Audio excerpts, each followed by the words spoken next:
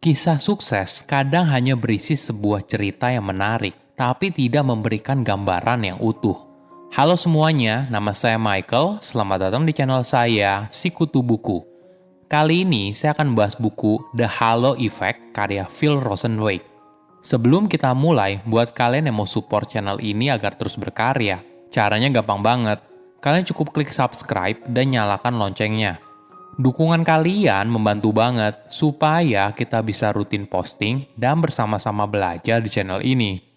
Buku ini membahas soal kesalahan kita saat memberikan penilaian terhadap kesuksesan atau kegagalan sebuah perusahaan.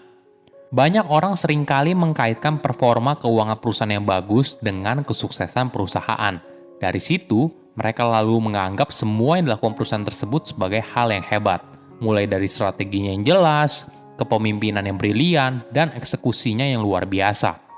Namun ketika perusahaan yang sama mengalami penurunan kinerja, semua orang lalu berbalik mengkritik dan menganggap semua yang dilakukan perusahaan itu buruk. Nah, ini yang seringkali kurang tepat. Saya merangkumnya menjadi 3 hal penting dari buku ini. Pertama, apa alasan dibalik perusahaan yang sukses? Setiap pemilik bisnis atau pemimpin perusahaan pasti berusaha untuk mencari pil ajaib, sebuah ide atau metode yang merupakan jalan menuju sukses. Biasanya kita akan menggunakan kisah sukses atau panduan langkah demi langkah untuk meniru perusahaan yang sudah lebih dulu sukses. Namun perlu disadari, cerita sukses tersebut biasanya dibuat terlalu disederhanakan dan tidak memberikan gambaran secara utuh. Perlu kita sadari, tidak ada hasil yang pasti dalam menjalankan sebuah bisnis. Contohnya begini, jika kamu membeli 2 perusahaan dan menggunakan satu strategi manajemen untuk yang satu dan strategi yang berbeda untuk yang lainnya, membandingkan kedua perusahaan tersebut tidak akan banyak memberikan informasi apa penyebab keberhasilan atau kegagalannya. Hal ini disebabkan begitu banyak faktor yang pengaruhinya. Kamu harus menilai situasi yang kamu alami saat ini dan bertindak berdasarkan informasi tersebut, alih-alih hanya mengikuti saran orang lain secara membabi buta.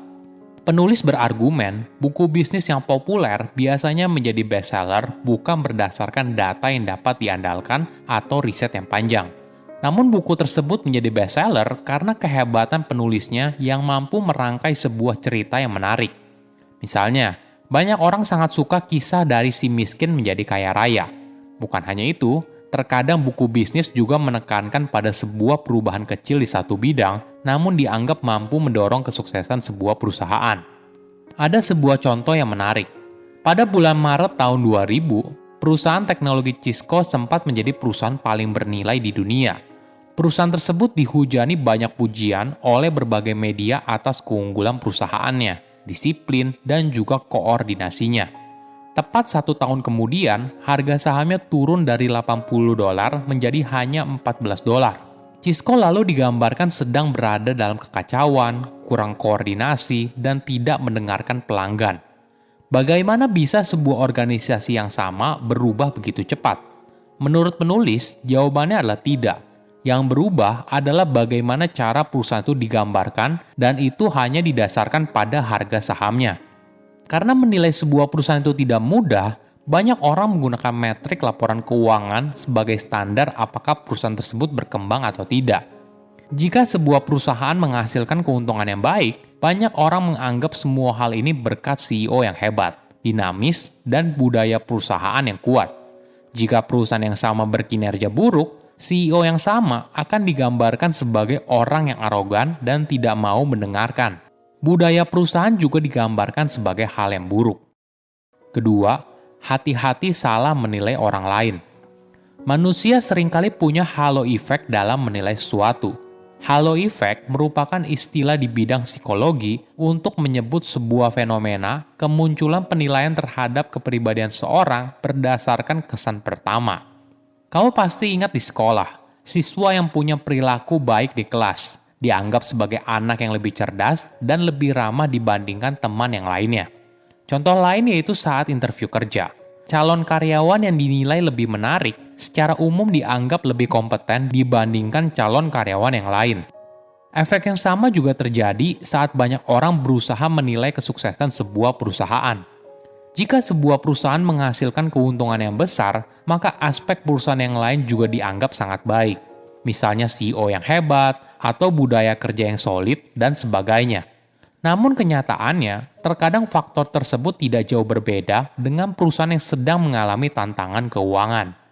Kita suka berharap hanya ada satu jawaban dari sebuah masalah. Namun untuk menjelaskan kesuksesan atau kegagalan sebuah perusahaan, tidak ada satu jawaban yang 100% benar, karena semua hal bergantung satu sama lain. Sebuah studi menemukan kalau tanggung jawab sosial perusahaan atau dikenal dengan nama CSR berkontribusi sebesar 40% pada kesuksesan perusahaan.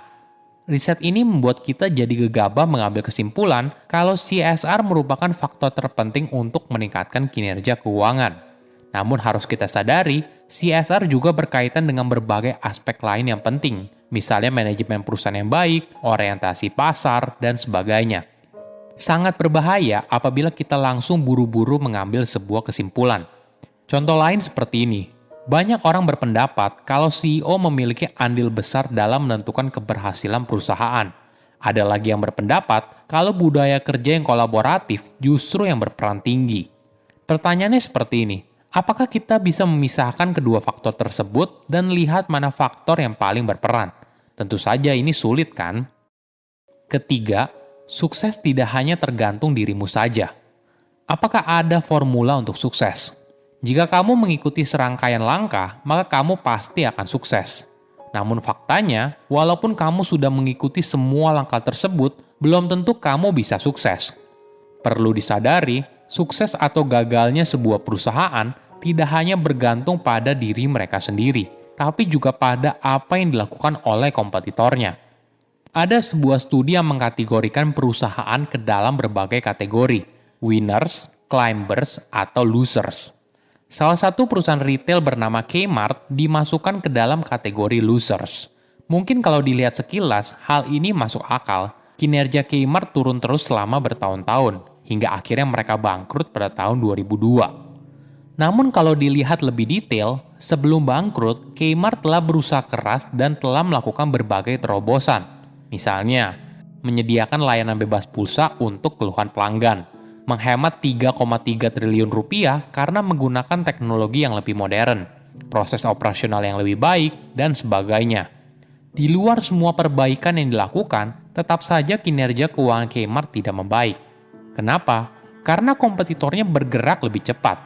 Sebagai gambaran, walaupun Kmart memasang mesin scan di kasir pada tahun 1990, kompetitornya yaitu Walmart telah melakukan hal ini 2 tahun sebelumnya. Di banyak aspek, kompetitornya bergerak lebih lincah atau lebih baik daripada Kmart. Ini sebuah pelajaran yang menarik. Kinerja perusahaan merupakan sesuatu yang sifatnya relatif. Perusahaan kamu tidak hanya sukses mengikuti formula tertentu, tapi juga ditentukan dari apa yang dilakukan kompetitormu. Tidak ada formula rahasia untuk sukses. Semua hal berhubungan satu sama lain. Silahkan komen di kolom komentar pelajaran apa yang kalian dapat ketika baca buku ini. Selain itu, komen juga mau buku apa lagi yang saya review di video berikutnya. Saya undur diri, jangan lupa subscribe channel YouTube Sikutu Buku. Bye-bye.